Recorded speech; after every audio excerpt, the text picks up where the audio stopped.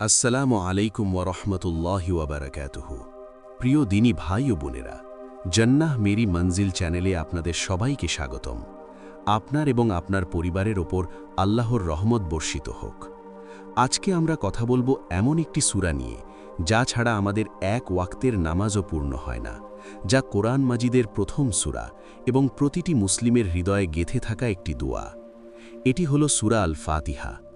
আমরা অনেকেই হয়তো ছোটবেলা থেকে এই সূরা মুখস্থ জানি, কিন্তু কখনো কি ভেবে দেখেছি এই সূরাটি কেন নাজিল হয়েছিল, কখন নাজিল হয়েছিল এবং আল্লাহ তাআলা কিসের জন্য এই নির্দিষ্ট শব্দগুলি আমাদের শিখিয়েছেন? আজকের ভিডিওতে আমরা কেবলমাত্র কোরআন এবং সহিহ হাদিসের আলোকে এই প্রশ্নগুলোর উত্তর খোঁজার চেষ্টা করব ইনশাআল্লাহ। আচ্ছা, কোরআনে এমন একটা সূরা আছে যেটা ছাড়া কিন্তু নামাজই হয় না। শুধু তাই না, এই সূরাটা ছাড়া কোরআনের জ্ঞানও যেন অসম্পূর্ণ। এটা শুধু একটা সূরা না, এটা হলো পুরো কোরআনের চাবিকাঠি, প্রার্থনার মূল। হ্যাঁ, ঠিকই ধরেছেন, আমরা সূরা আল ফাতিহার কথাই বলছি। চলুন আজের গভীরে ডুব দেওয়া যাক। আমরা তো প্রতিদিন কতবার এই সূরাটা পড়ি, তাই না? কিন্তু কখনো কি মনে হয়েছে যে এটা পড়ার সময় আসলে সৃষ্টিকর্তার সাথে আমাদের সরাসরি কথা হয়? হ্যাঁ, একদম সরাসরি। আমাদের খুব পরিচিত এই সূরাটার মধ্যেই কিন্তু এই অসাধারণ ব্যাপারটা লুকিয়ে আছে। চলুন তো আজ সেই রহস্যটা জানি। তো কোনো কিছু ভালোভাবে বুঝতে হলে সেটার মূলে যেতে হয়, তাই না? তো চলুন প্রথমেই আমরা জেনে নিই সূরা ফাতিহার ইতিহাসটা কি, আর এর এত সুন্দর আর শক্তিশালী নামগুলোর পেছনের কারণটাই বা কি। এগুলো জানলেই বোঝা যাবে ইসলামে এর জায়গাটা ঠিক কোথায়। ইসলামিক স্কলাররা বলেন যে সূরা আল ফাতিহা মক্কায় নাজিল হয়েছিল। আর সবচেয়ে ইন্টারেস্টিং ব্যাপার হলো, এটাই প্রথম পূর্ণাঙ্গ সূরা যা একবারে নাজিল হয়।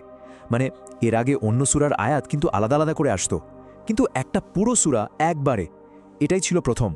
আর এর নামটাই দেখুন, আল ফাতিহা, মানে যা খুলে দেয় বা সূচনা। নামটাতেই এর বিশালত্ব বোঝা যায়। ব্যাপারটা একটু ভাবুন তো, একটা বিশাল তালা দেওয়া ঘরের দরজা কি চাবি ছাড়া খোলা সম্ভব? একদমই না। ঠিক সেভাবেই সূরা ফাতিহা হলো সেই চাবি যা দিয়ে কোরআনের বিশাল জ্ঞানের দরজাটা খোলা হয়। তাই এটা শুধু একটা নাম না, এটা আসলে এর কাজটাই বলে দিচ্ছে। এই সূরাটাই আমাদের জন্য পুরো কোরআনের দরজা খুলে দেয়। এই সূরাটা এতটাই স্পেশাল যে এর কিন্তু একটা না অনেকগুলো নাম আছে। যেমন হাদিসে একে বলা হয়েছে উম্মুল কোরআন, মানে কোরআনের মা। কেন? কারণ পুরো কোরআনের মূল কথাটা এর মধ্যেই আছে। আবার এর আরেকটা নাম আস-সাবউল মাসানি, মানে যে 7টা আয়াত বারবার পড়া হয়। আমরা তো প্রতি রাকাত নামাজে এটা পড়ি, তাই না? আর সবচেয়ে অবাক করা নামটা কি জানেন? আশ-শিফা, মানে আরোগ্য বা নিরাময়। তাহলে চলুন এবার এর ফজিলত আর আধ্যাত্মিক ক্ষমতা নিয়ে কথা বলা যাক। আর এই কথাগুলো স্বয়ং আমাদের নবী মুহাম্মদ সাল্লাল্লাহু আলাইহি ওয়াসাল্লাম বলেছেন। এগুলো কিন্তু শুধু মুখের কথা না, এর মধ্যে আছে এক অসীম শক্তি। সূরা ফাতিহার মর্যাদাটা ঠিক কতখানি তা এই একটা হাদিস শুনলেই পরিষ্কার হয়ে যায়। একবার ভাবুন, স্বয়ং নবীজি সাল্লাল্লাহু আলাইহি ওয়াসাল্লাম একজন সাহাবীকে নিজে থেকে ডেকে বলছেন, আমি তোমাকে কোরআনের সেরা সূরাটা শেখাবো। কি অসাধারণ একটা মুহূর্ত! আর সেই সর্বশ্রেষ্ঠ সূরাটাই ছিল সূরা আল ফাতিহা। এর থেকে বড় সার্টিফিকেট আর কি হতে পারে বলুন? এর যে আরোগ্য করার ক্ষমতা আছে সেটার একটা সত্যিকারের ঘটনা বলি। একবার কয়েকজন সাহাবী এক সফরে বেরিয়েছিলেন। তো তারা একটা গোত্রের কাছে রাত কাটানোর জন্য একটু আশ্রয় চাইলেন, কিন্তু সেই গোত্রের লোকেরা রাজি হলো না। এর কিছুক্ষণ পরে কি হলো জানেন? ওই গোত্রের নেতাকে একটা বিষাক্ত বিচ্ছু কামড়ে দিল। তখন সাহাবীদের মধ্যে একজন এগিয়ে গেলেন আর শুধু সূরা ফাতিহা পড়ে লোকটার উপর ফু দিলেন। আর বিশ্বাস করা কঠিন, কিন্তু লোকটা সাথে সাথে পুরোপুরি সুস্থ হয়ে গেল। পরে নবীজি সাল্লাল্লাহু আলাইহি ওয়াসাল্লাম যখন পুরো ঘটনাটা শুনলেন, তিনি অবাক হয়ে সেই সাহাবীকে জিজ্ঞেস করলেন, তুমি এটা যে একটা রকিয়া, মানে আরোগ্যকারী, তা কিভাবে জানলে? চিন্তা করুন, এই ঘটনাটাই তো প্রমাণ করে দেয় যে এই সূরার মধ্যে শুধু আধ্যাত্মিক না, শারীরিক নিরাময়েরও ক্ষমতা আছে। আচ্ছা, এবার আমরা এমন একটা অংশে এসেছি যেটা হয়তো আজকের আলোচনার সবচেয়ে গুরুত্বপূর্ণ অংশ। এটা এমন একটা বিষয় যা জানার পর আমাদের সবার নামাজটাই বদলে যেতে পারে। এটা হলো সেই জ্ঞান যা আমাদের প্রত্যেকটা নামাজকে আল্লাহর সাথে একটা ব্যক্তিগত জীবন্ত কথোপকথনে পরিণত করে। আর এই কথোপকথনের বর্ণনা স্বয়ং আল্লাহ তাআলাই দিয়েছেন একটা হাদিসে কুদসিতে। এবার দেখুন কি হয় যখন একজন নামাজে দাঁড়িয়ে বলে আলহামদুলিল্লাহি রব্বিল আলামিন। ঠিক তখনই ওই মুহূর্তে আল্লাহ জবাব দেন। তিনি বলেন, আমার বান্দা আমার প্রশংসা করেছে, সুবহানাল্লাহ।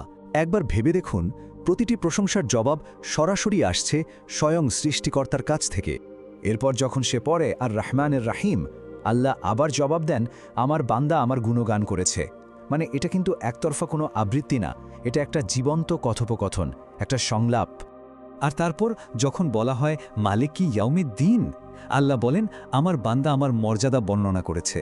ভাবা যায় প্রত্যেকটা আয়াতের সাথে আল্লাহর সাথে আমাদের সম্পর্কটা আরও গভীর হয়ে উঠছে।